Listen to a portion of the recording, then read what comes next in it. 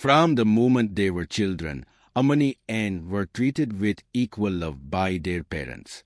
Their mother braided their hair with the same gentle hands, and their father told them stories in the same moonlit sky.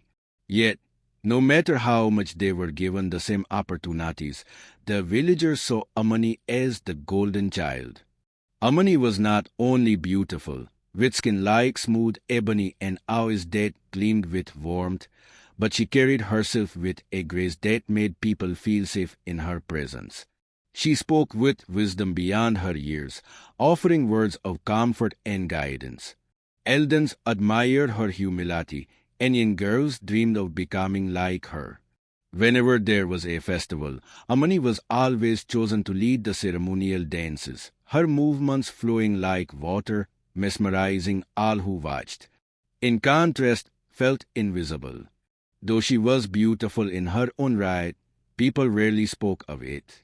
When she walked through the village, she felt as if no one truly saw her, only Amani's shadow stretching before her.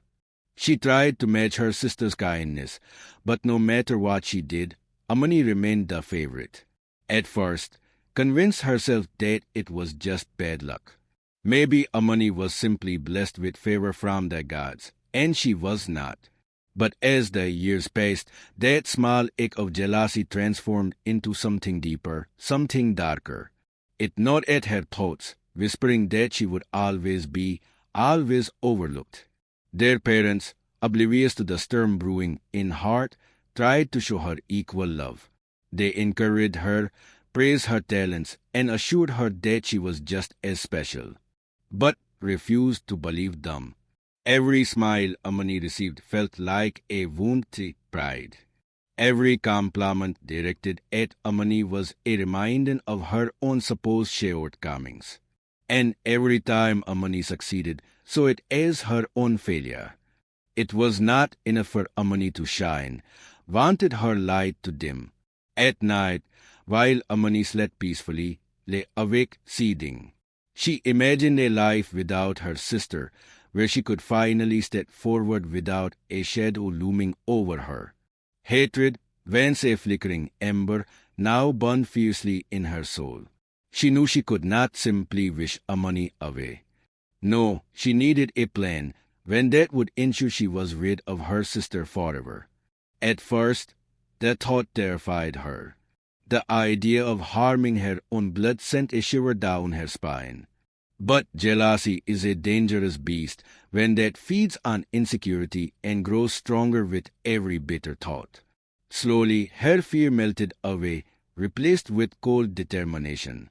Amani had taken everything from her, her chance at love, recognition, and happiness.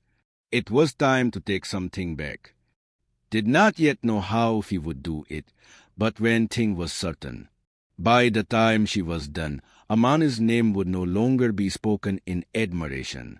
For days, plotted in silence, her mind weaving a plan as dark as her heart had become. She knew she could not act rashly. If anyone suspected her, she would share the same fate as her sister. No, she needed to be cunning to make Amani's downfall appear like a tragic accident. One evening, as the sun dipped below the horizon, bathing the village in a golden glow, approached Amani with a smile that masked her true intentions. "Sister," she said sweetly, "I need your help." Amani, ever kind, turned to her without hesitation. "Of course. What is it?" sighed, her voice trembling just enough to make her lie convincing. "I found an injured calf near the old hut by the river. I tried to help it, but I'm afraid it won't survive without proper care. You have always been better with animals than me. Will you come?" Amani's heart swelled with concern. She could never turn away from a creature in need. Without a second thought, she followed, unaware of the darkness lurking in her sister's heart. The hut by the river was rarely used, its wooden walls brittle with age.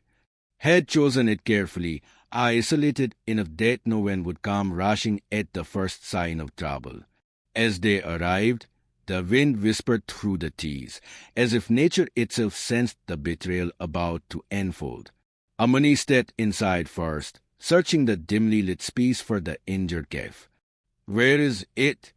she asked, turning back with a puzzled expression. That was the moment struck. With all her strength, she shoved Amani forward, slamming the door shut behind her.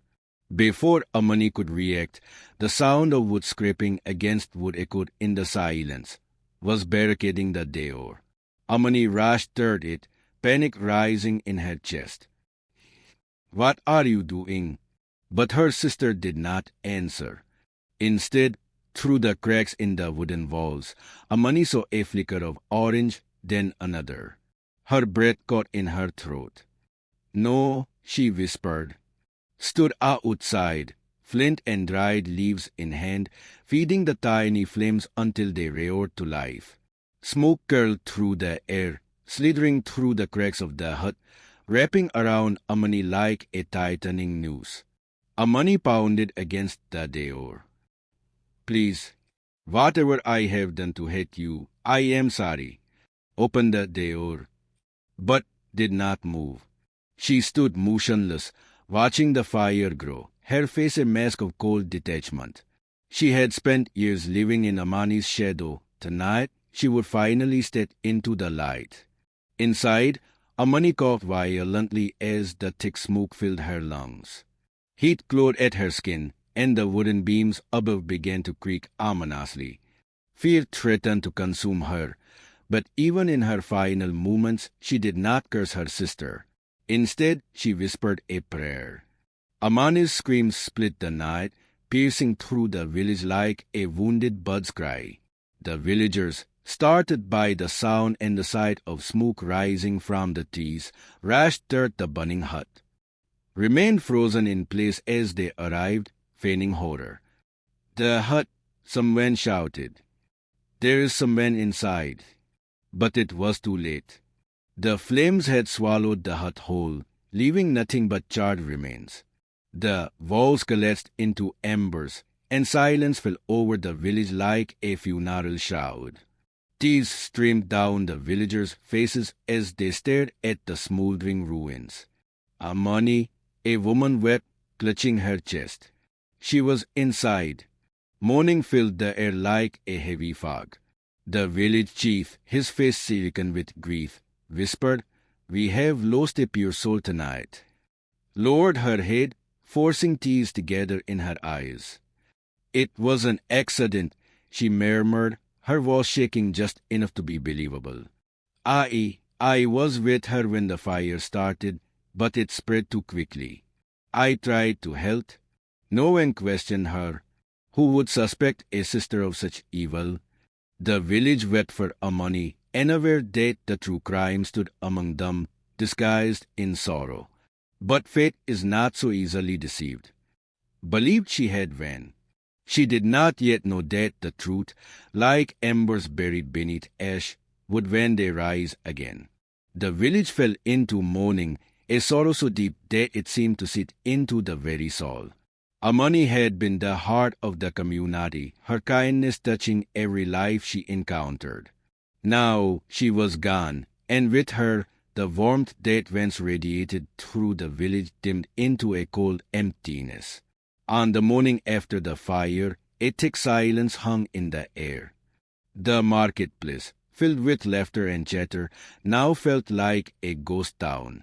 People moved slowly, their heads bowed, eyes red from the night of weeping. Women gathered near the river, singing mourning songs that carried across the wind, their voices trembling with grief. Amani's parents were inconsolable.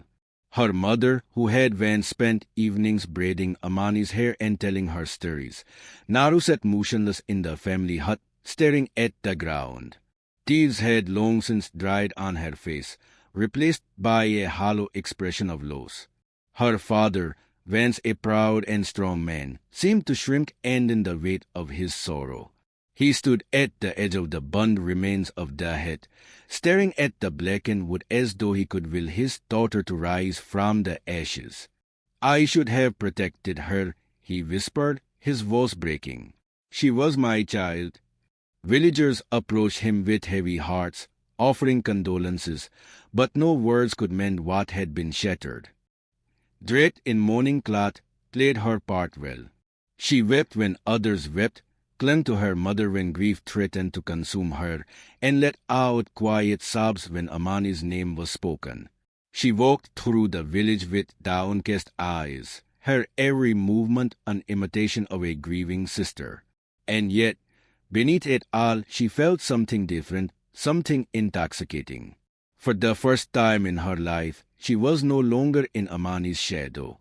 When people looked at her, they saw sorrow, not second place. They whispered about how hard it must be to lose a sister, how strong she was to endure such loss. They comforted her, held her hands, brought her gifts of food and cloth. The attention she had craved for so long was now hers, wrapped in the guise of sympathy.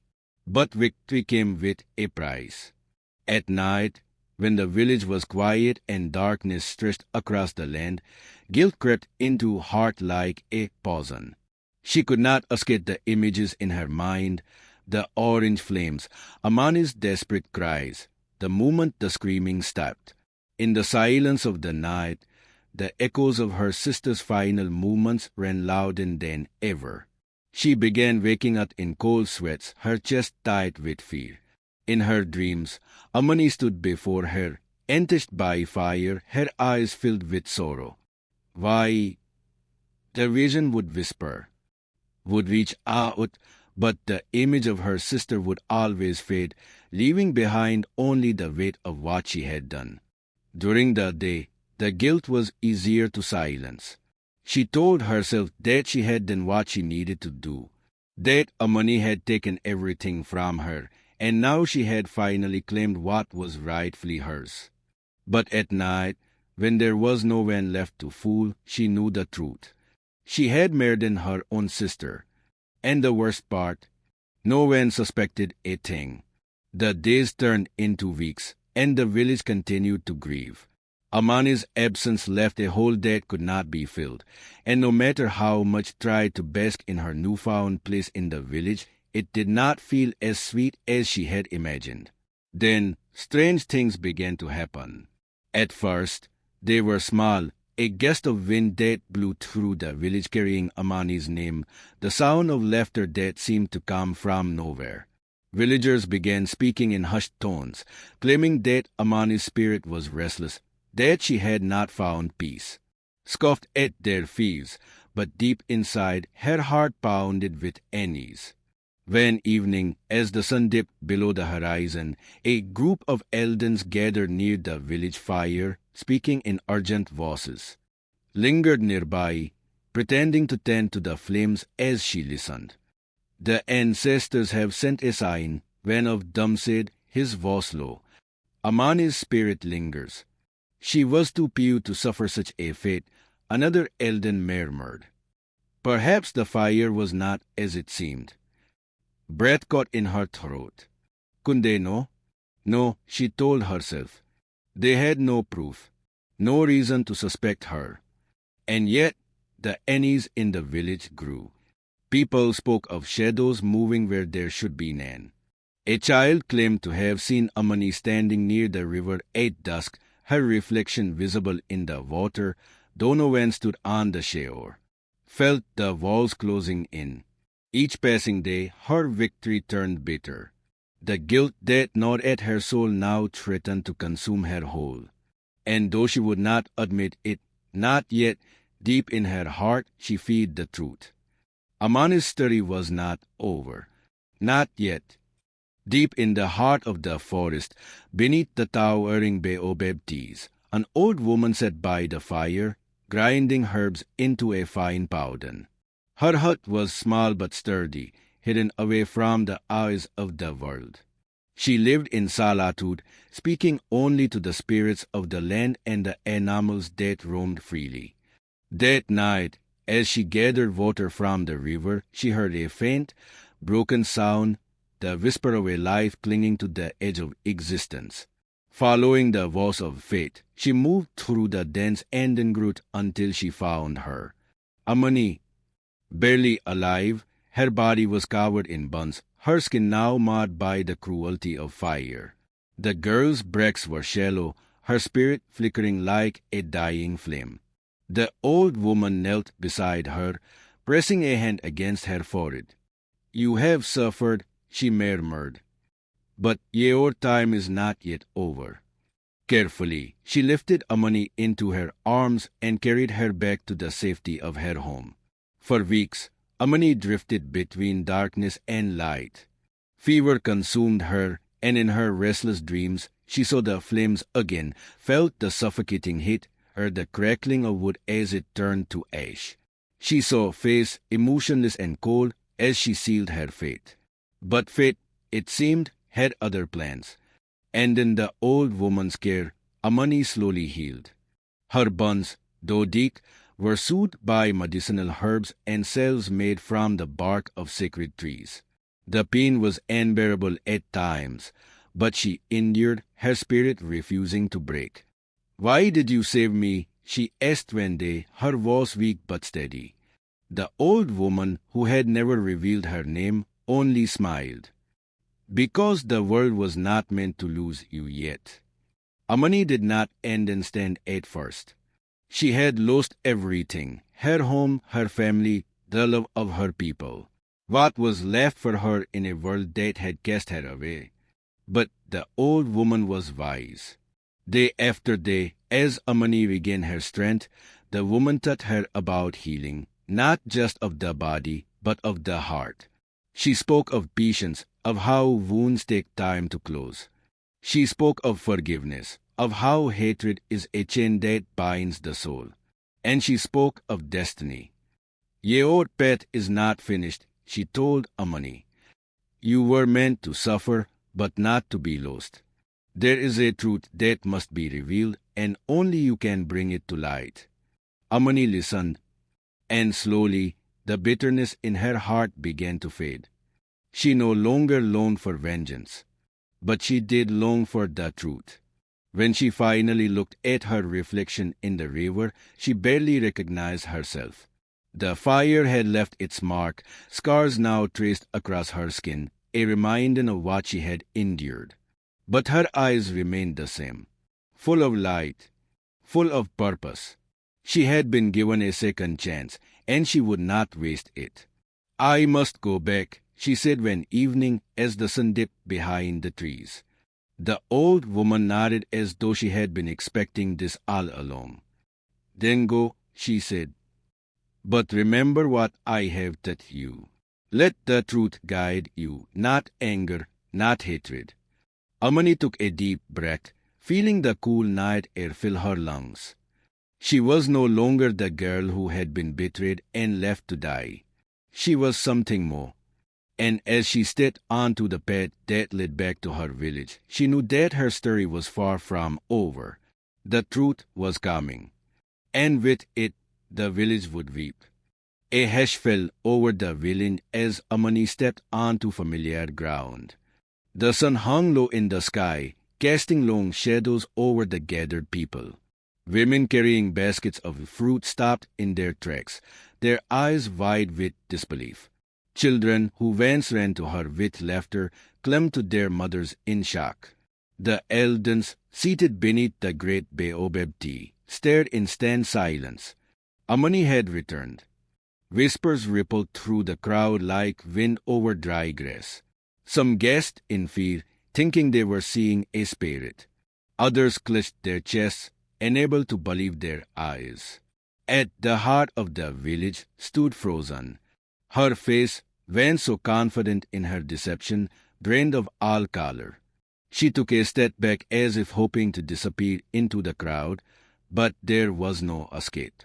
Amani's gaze met hers, steady and unwavering. The chief, an elderly man with a staff carved from ebony wood, rose to his feet. His voice, though aged, carried the weight of authority. "This is impossible," he murmured.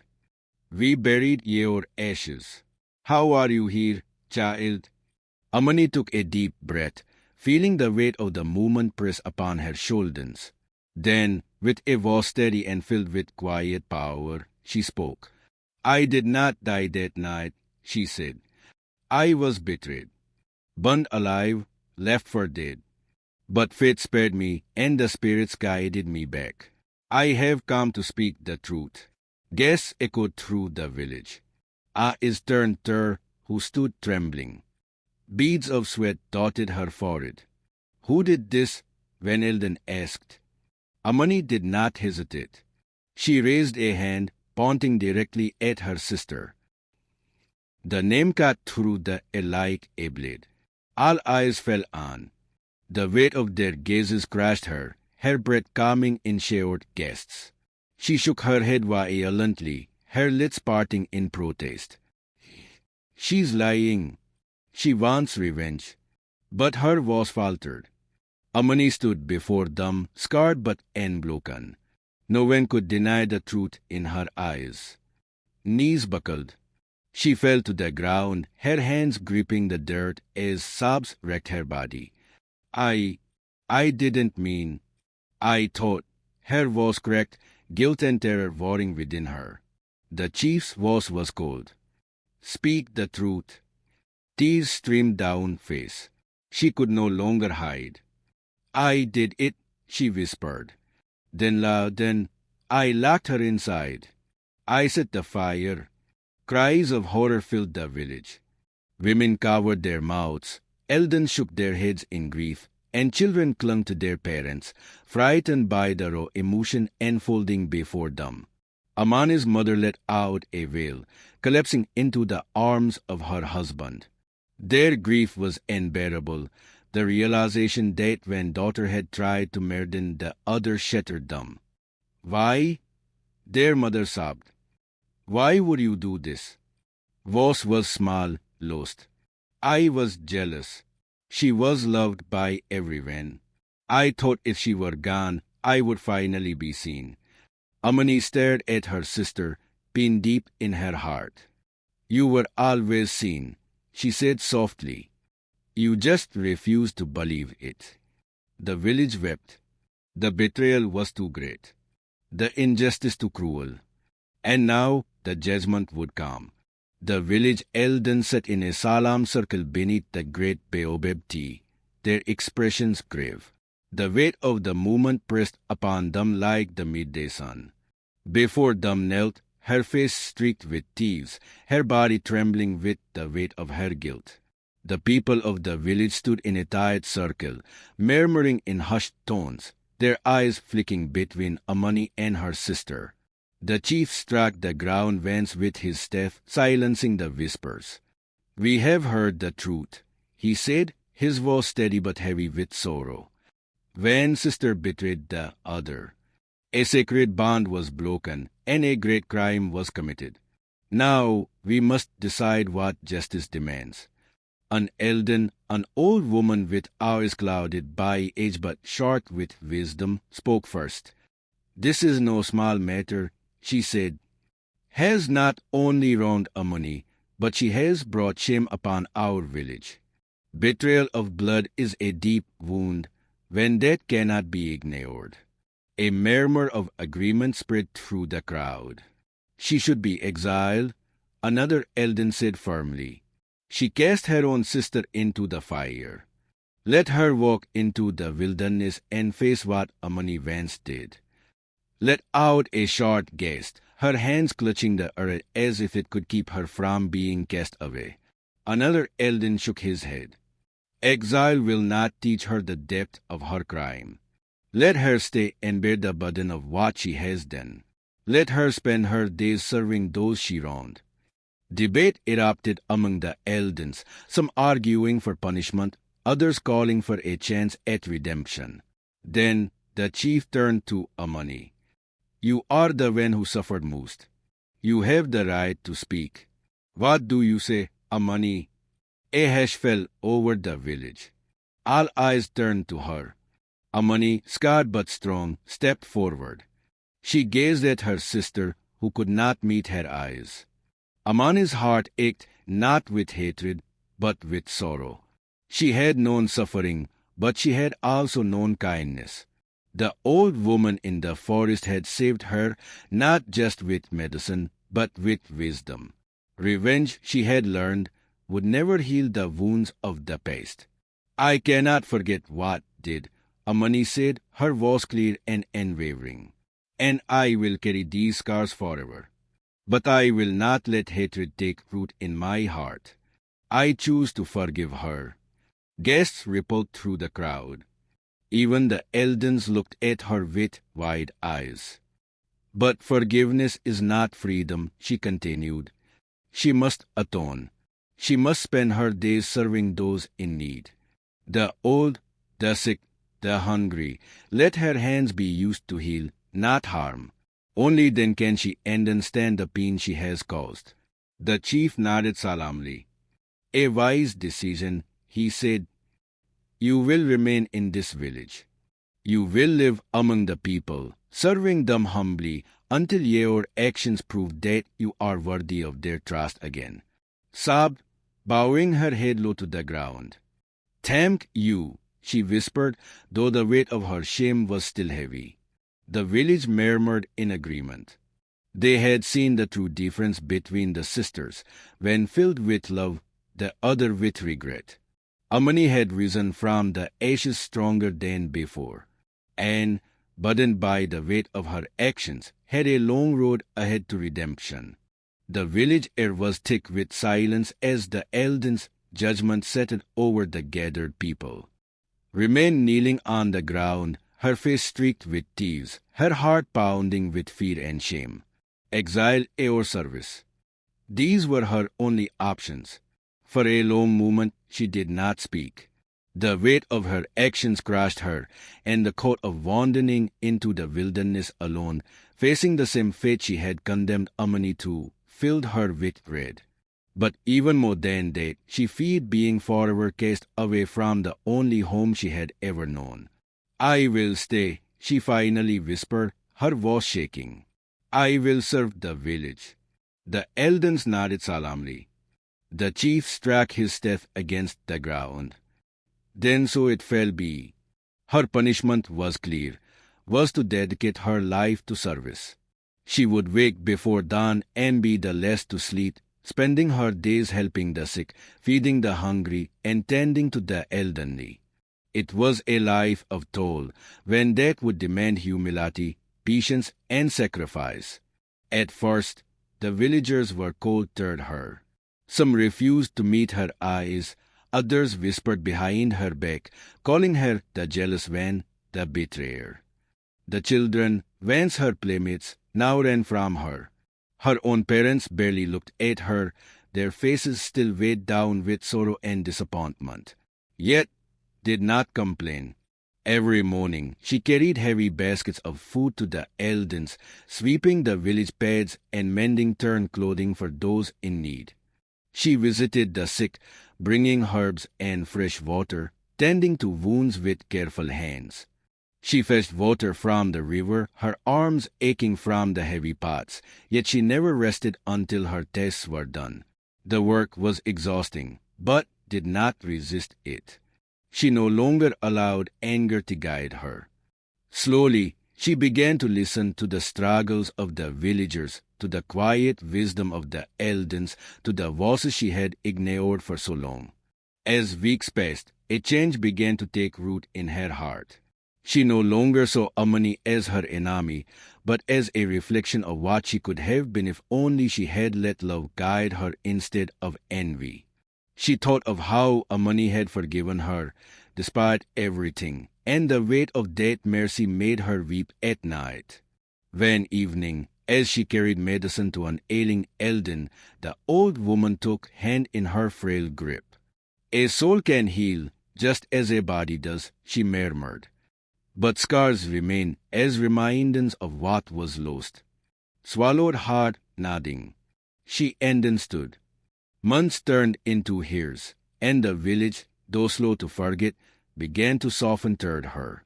She no longer walked with her head bowed in shame but with quiet purpose. The whispers of betrayal faded, replaced with murmurs of something new, respect. Though Amani's scars would never fade, and though the past could never be ended, had chosen a new path. Van of redemption. Amani stood before the village elders, the flickering firelight casting long shadows across the gathering. The girl who had been betrayed and cast into flames now held herself with quiet strength. Her scars, though visible, no longer defined her as a victim. They were the marks of survival, of a past that had tested her but not broken her.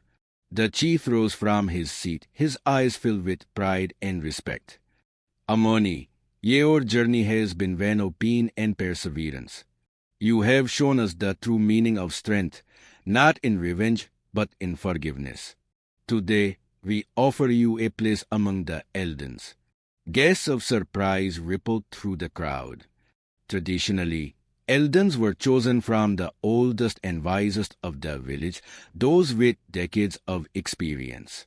Never before had someone so young been given such an honor. Yet none dared to object.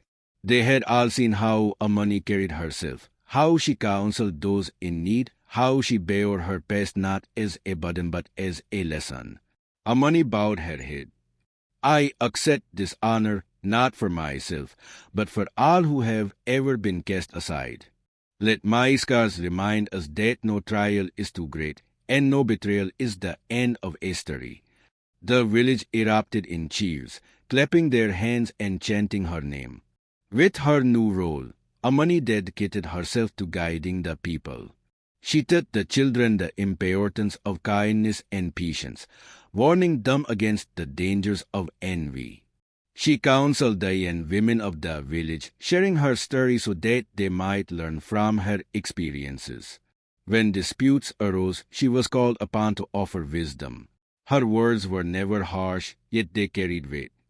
We must learn to see beyond what is in front of us, she often said. A person's true worth is not in their face or their fortune, but in their heart. Her influence stretched beyond the village as well. Travelers from distant lands came to seek her guidance, drawn by the legend of the girl who had been burnt but had risen anew. They called her the one who endured. Even once her greatest enemy looked to her for wisdom. Though they could never go back to the way things were, they found a quiet understanding. Amani did not seek to punish her sister any further. Redemption was hers to forge. Seasons changed, and the village thrived under Amani's guidance. No longer was she seen as just the beautiful daughter of the chief. She was a leader, a teacher, a healer of both wounds and hearts. Her scars remained, but they no longer symbolized suffering. They were proof that she had survived. And in that survival, she had found her true strength. The village never forgot the tale of Amani and it became a story told by elders to children, a lesson whispered around the evening fires, a reminder carved into the hearts of all who listened. Jealousy, they learned, was like a fire. It consumed everything in its path. It had turned against her own sister, blinded her to love, and led her down a path of destruction. But in the end, the truth had emerged from the ashes, as it always did. The elders often repeated a saying, "A heart filled with envy will never know peace." The village had seen it with their own eyes.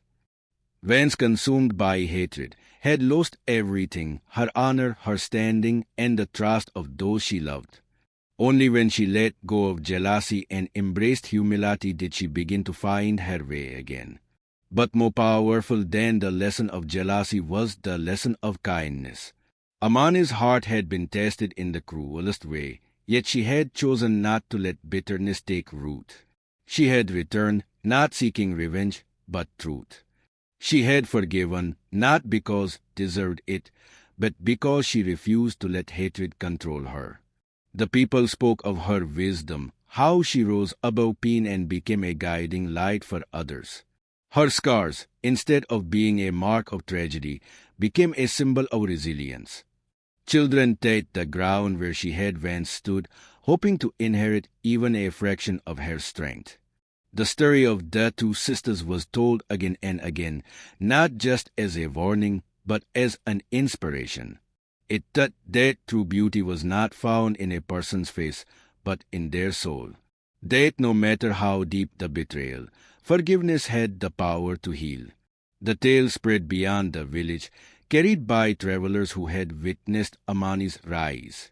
Across lands and generations, people repeated her name, reminding themselves that even in the face of cruelty, goodness could prevail.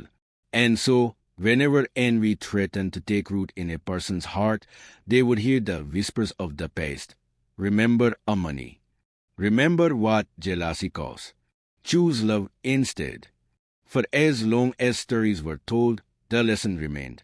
The price of jealousy was destruction, but the power of truth was eternal.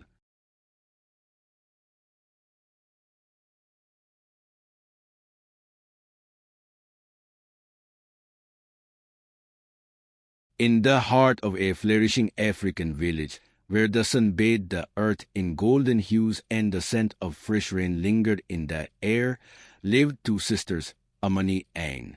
The village, deeply rooted in traditions passed down from ancestors, valued family above all.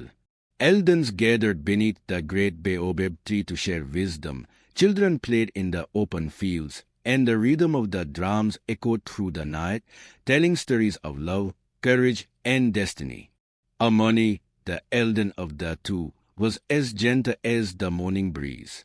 Her beauty was not just in her radiant smile or warm brown eyes, but in her heart that overflowed with kindness.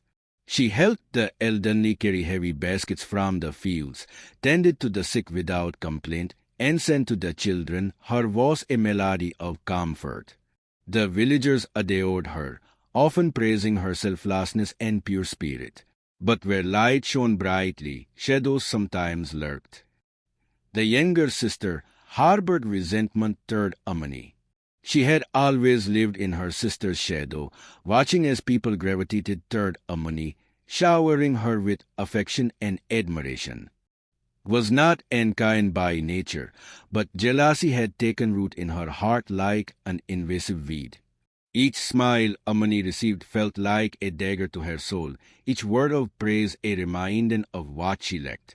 And like Amani, who embraced the ways of their ancestors with grace, struggled against them. She wanted recognition, but instead of seeking it through good deeds, she allowed bitterness to fester. She compared herself to Amani relentlessly, believing that fate had been unfair in bestowing one sister with beauty, charm, and love while leaving the other in the shadows. As days turned into months, the rift between them grew. Amani, always oblivious to the storm brewing in her sister's heart, continued to teach with love, unaware that jealousy had already poisoned her mind. The village elders often spoke of the consequences of harboring envy. They told stories of those who let darkness consume them, warning that jealousy could be a fire that burned not only its victim but the one who ignited it. But did not heed their words. Instead, she let resentment guide her thoughts, and soon those thoughts became a dangerous force, leading her down a path from which there would be no return. The air in the village, once filled with harmony, would soon carry the scent of tragedy. The drums that once sang of joy would beat in sorrow. The people who had never doubted Amani's goodness would weep for the truth that was yet to be revealed. For when jealousy takes hold, it does not let go easily. And as fate would have it, envy would spark a fire, when that would consume more than just her sister's fate. Amani's story was never forgotten. It became a tale passed down through generations, a lesson whispered by grandmothers to their grandchildren, spoken by elders beneath the great baobab tree, and retold in the quiet moments of reflection. It was a story of love, envy, betrayal, and redemption, a tale that touched the hearts of all who heard it. Children grew up hearing of Amani's kindness and jealousy. Parents reminded their sons and daughters of the dangers of envy, of how it could poison even the strongest bonds. But more than that, they spoke of the power of truth, the weight of forgiveness, and the strength it took to choose mercy over vengeance. The village wept not only for Amani's suffering but for what had been lost, the love that could have existed between the sisters. The childhood laughter that had turned into sorrow, the bond that had been broken by jealousy. In another world, in another time, perhaps Amani and could have been the closest of sisters, standing side by side instead of torn apart by hatred. Though had changed, though she had sought redemption and worked tirelessly to mend her ways, the past could never be undone.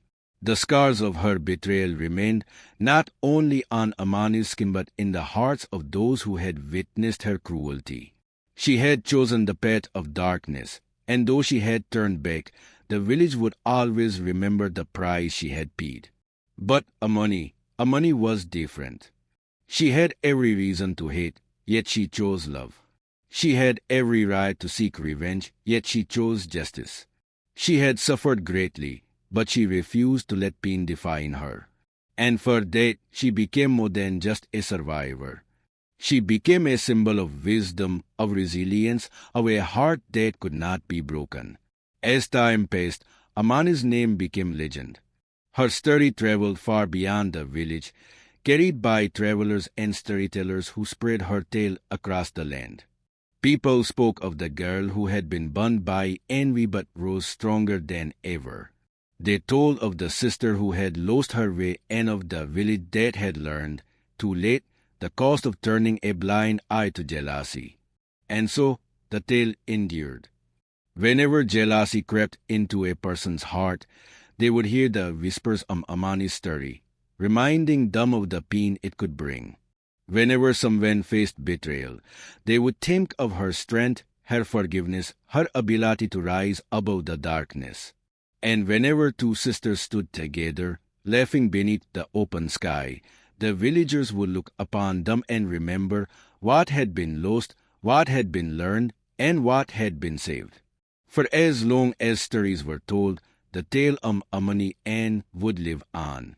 A tale never forgotten,